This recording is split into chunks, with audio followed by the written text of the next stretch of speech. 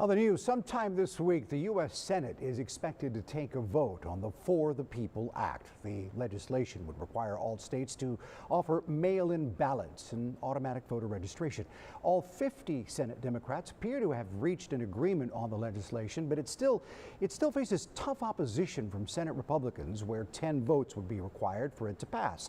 The Voting Rights Act, now the subject of great debate among Democrats and Republicans. Supporters of the bill say it expands voter access and reduces the influence of money in politics. Meanwhile, some critics say that it's an effort from Democrats to get more votes. Our Michael Gibson spoke with a political analyst to get his take on the proposed measure. And because of the... Dr. Bill Criss is our political analyst and an expert on politics and elections.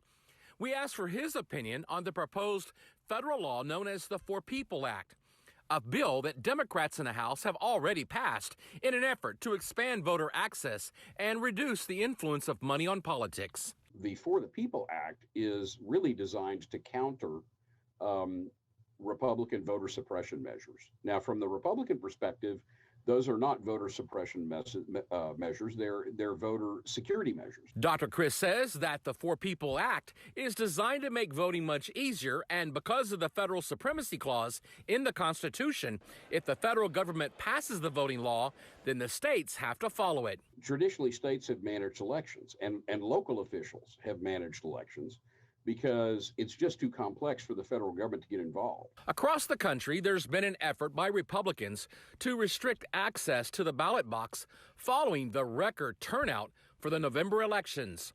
Right now, Republicans control both chambers of 30 state legislatures. Our state is set to call a special session of the legislature after Democrats stopped SB 7 from being passed during the regular session. That measure would do things such as limit local officials from expanding voting options, and it would also regulate polling locations in urban areas. I think what will happen is, I think ultimately it is inevitable that the voting restrictions that were passed in the state in one house of the state legislature, in the Senate, will pass both houses, and they will be signed by Governor Abbott. Dr. Criss believes that once that happens, Democrats will then seek relief through the court system.